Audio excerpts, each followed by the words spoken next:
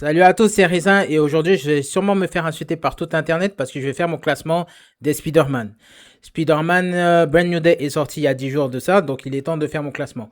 Là, il y a eu 11 films Spider-Man. On va commencer par juger le scénario, les méchants, la mise en scène, etc., les effets spéciaux et tout.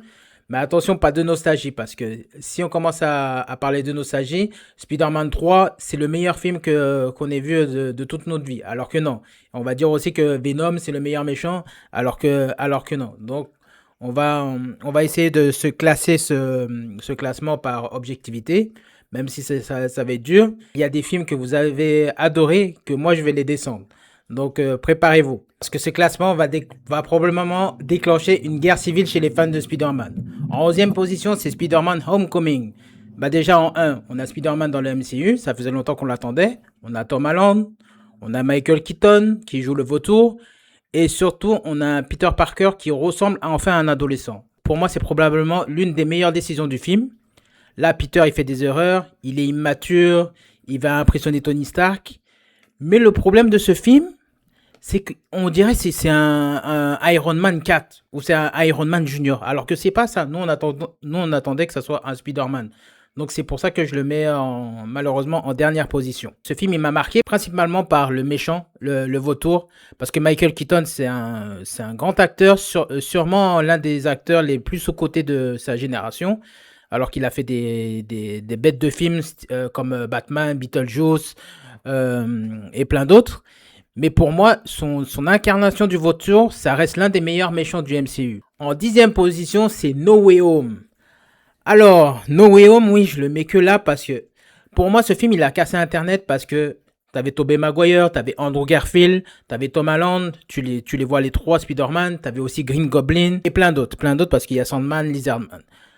Mais le problème de ce film, c'est que c'est un fourre-tout. C'est un fourre-tout. Ils ont trop voulu faire plein de personnages. Je comprends rien. Là, Sony, ils ont voulu jouer avec le multivers. Donc oui, c'est bien d'avoir le multivers et tout. Mais là, c'est pareil. On dirait pas trop que c'est un film Spider-Man. Ce film-là, il est un peu surcoté. Il est un peu surcoté parce qu'il y a eu trop de fanservice. Mais je reconnais que ce fanservice, ça nous a fait plaisir de revoir les anciens. En 9e position, c'est Spider-Man Far From Home.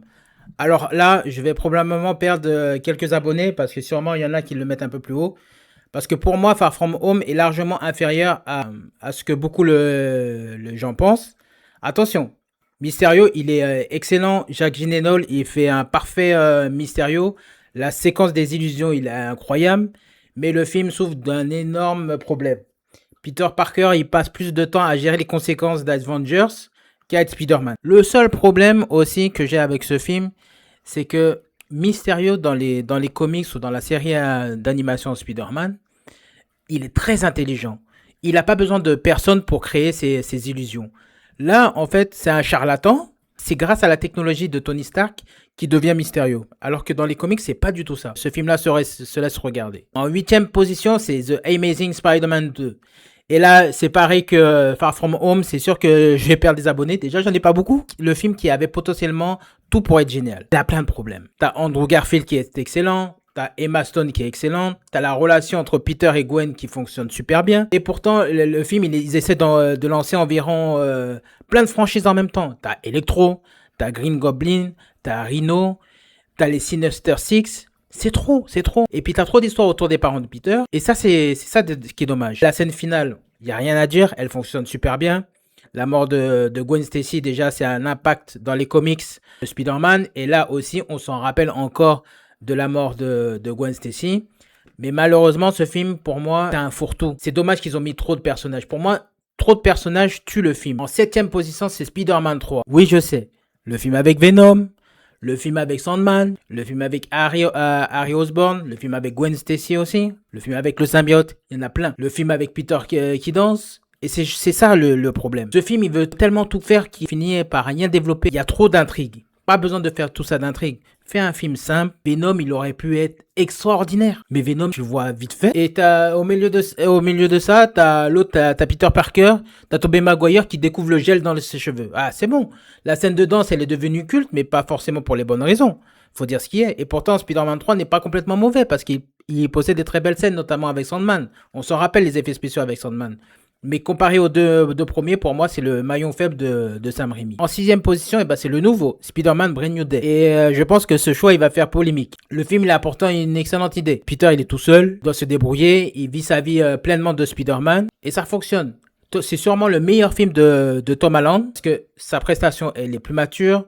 Le film, il est dramatique. Et là, enfin, le film, il est beaucoup plus centré sur Peter que certains films que je vous ai présentés plus haut. Mais malgré tout ça, je le mets sixième parce que le film veut encore mettre beaucoup trop de choses. Il veut sûrement mettre des choses pour Avengers Doomsday. Là, t'as Punisher, t'as Hulk, t'as Sadie Sink. Je vais pas vous dire, si vous n'avez pas vu le film, je vais pas vous dire c'est qui. T'as les nouveaux méchants, t'as une nouvelle direction, une nouvelle évolution de Peter. Ça fait trop. Il y a trop d'intrigues. Même si c'est concentré sur Spider-Man, il y a quand même beaucoup d'intrigues. Le scénario, il est trop chargé, moi, je trouve. En cinquième position, c'est The Amazing Spider-Man. Et oui, je le mets cinquième. Et je vais sûrement énerver encore les fans d'Andrew Garfield. Parce que Amazing Spider-Man est bon. Faut dire ce qui est, je l'ai revu, le film est bon. Mais il est loin d'être parfait. Là, on a Andrew Garfield, il possède immédiatement le charisme du personnage. Son Spider-Man, il est sarcastique, il fait des blagues.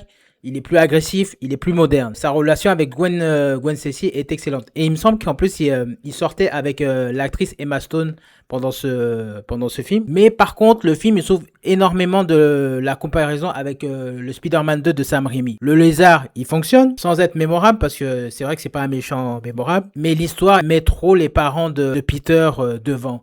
Alors que nous, on voulait une nouvelle franchise. Mais revoir les origin story des personnages, c'est chiant. Mais il reste quand même bien. En quatrième position, c'est Spider-Man. Et oui, le film qui a tout commencé. Retour aux fondamentaux, Sam Raimi, Tobey Maguire, William Dafoe. Et surtout, c'est le film qui a prouvé qu'un film de super-héros pouvait devenir un énorme événement mondial. Bien sûr, il y a eu des films de super-héros qui ont vraiment marché, comme le Batman à l'époque de 89 et t'as le Batman Le Défi de 92. Ils ont bien marché. Mais c'est vrai qu'à l'époque, on pensait pas qu'il allait avoir un Spider-Man comme ça, et puis avec des effets spéciaux. Oui, vous allez me dire que les effets spéciaux, ils ont vieilli, mais ce film, pour moi, il possède beaucoup plus de blockbusters modernes qui ont perdu. T'as une véritable identité, t'as la transformation de Peter qui est excellente, t'as le bouffon vert de William Dafoe, il est complètement fou, t'as leur relation Peter et MJ qui fonctionne, et c'est peut-être pas le Spider-Man le plus moderne. Mais franchement, c'est le film qui a marqué l'histoire du genre. Donc c'est pour ça qu'il est haut dans mon classement. En troisième position, c'est le film d'animation Spider-Man Into the Spider-Verse. C'est le film qui a changé l'animation.